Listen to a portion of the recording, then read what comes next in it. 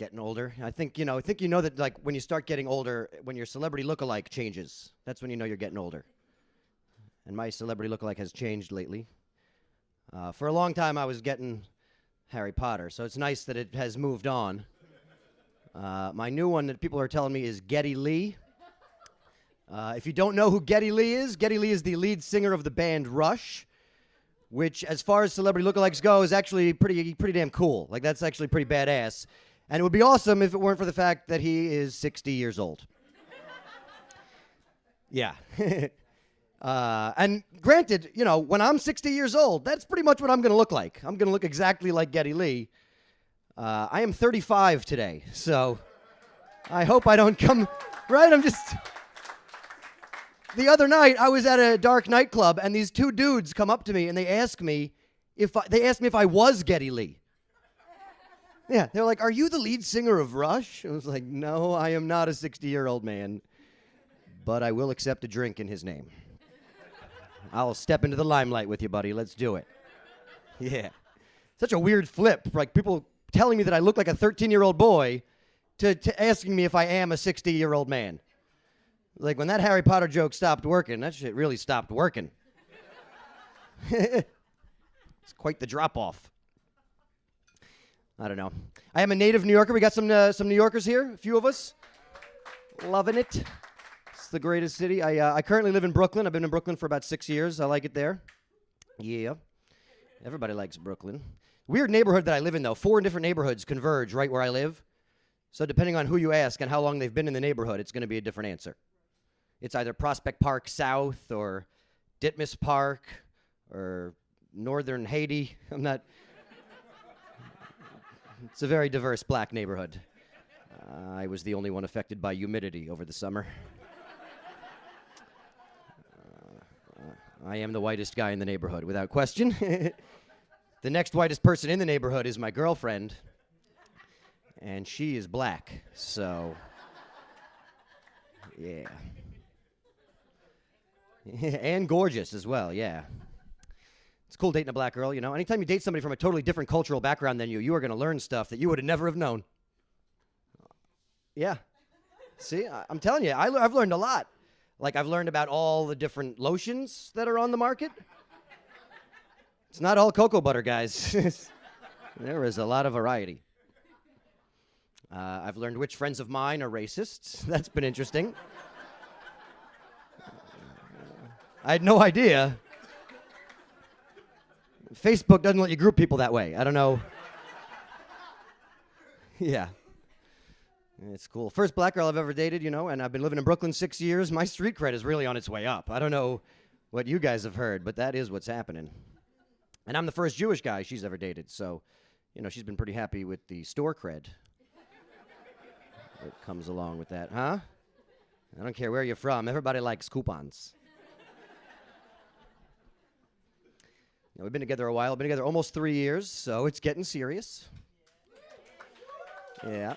It's getting serious when it's not just family members asking when you're going to get married. I'm in my 30s. You don't have to be seeing anybody to have family members ask you when you're going to get married.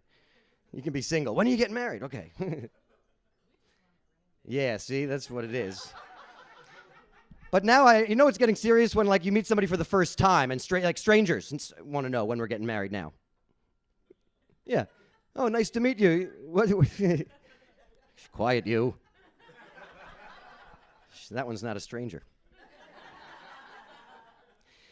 I don't know. I'm at that age where everyone I know is everyone I know is on their second marriage and second babies now already. It's like craziness. Friends of mine call me to tell me that they're having babies like I'm going to care. That they're just telling me if I'm on your list of calls, I got to buy something. That's a solicitation call. And there's no easy way to tell a friend of yours, I'm not going to care about your baby until it knows how to play Call of Duty. And then I am going to kill your baby. Babies are terrible at Call of Duty.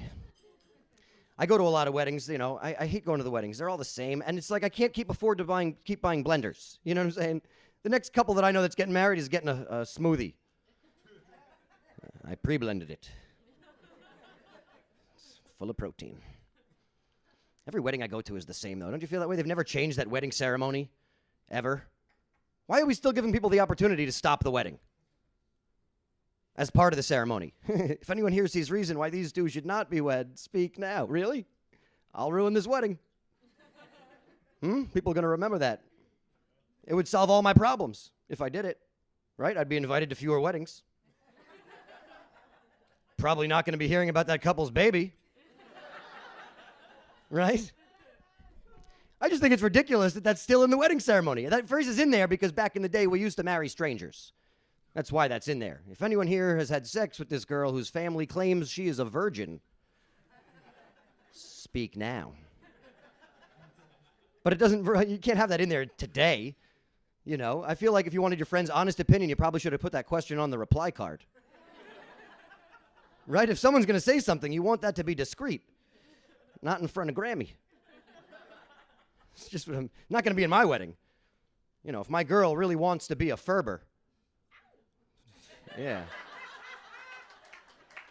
Just saying, there's not going to be any escape clause in there, baby. That's, you know, we can get divorced, but you're going to be keeping that name.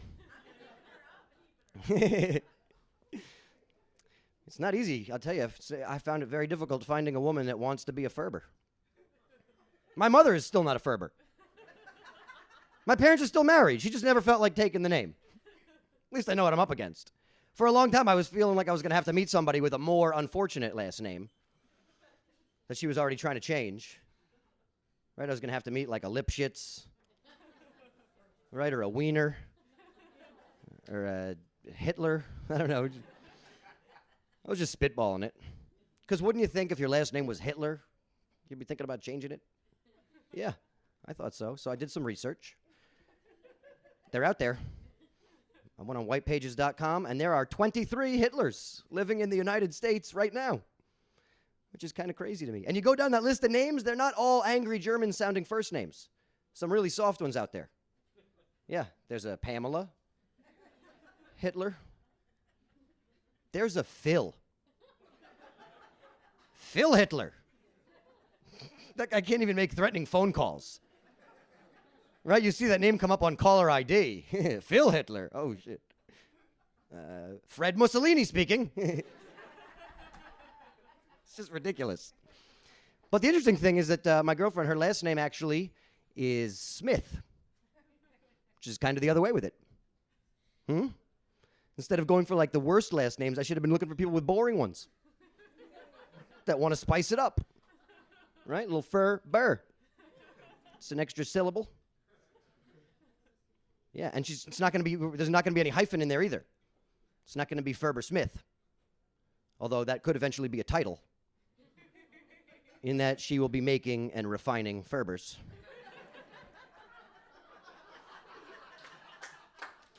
Yep.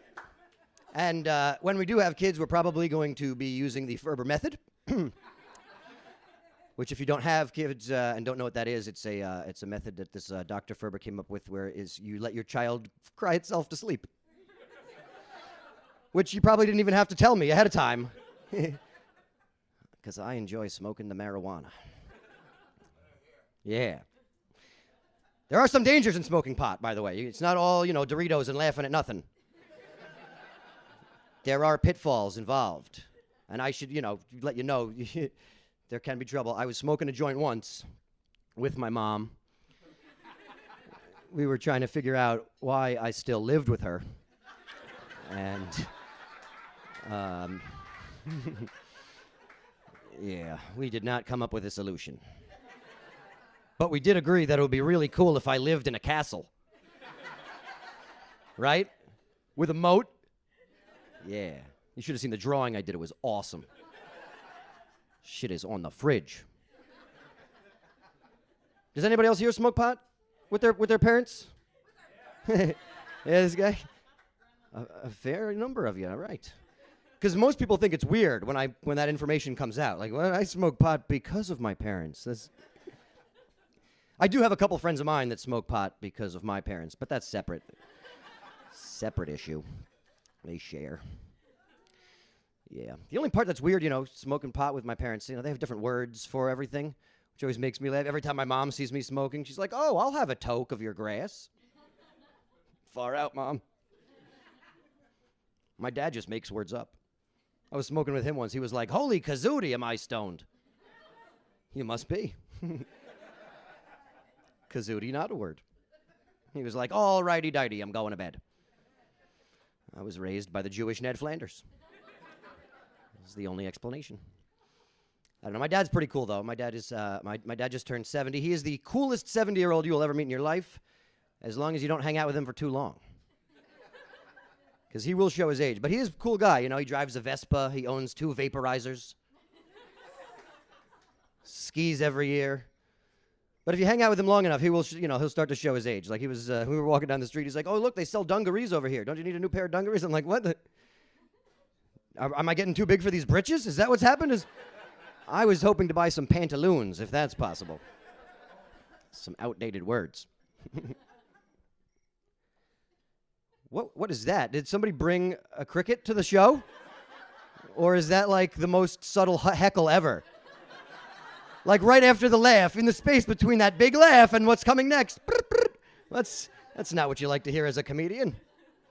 This is why they don't have shows so close to the produce section. People will throw things at you. My mom is cool too. My mom is sometimes can be known as the too much information lady. I don't know if you know people like that. Like my mother is one of those people that you have to stop her from speaking. Otherwise, she will tell you her entire life story, followed by the phrase, don't ask. To strangers. In situations where there's not even a conversation happening. Like to a waiter going through the specials. Well, tonight our soup. Oh, no, I can't have any soup. I've been on and off the toilet with diarrhea all day.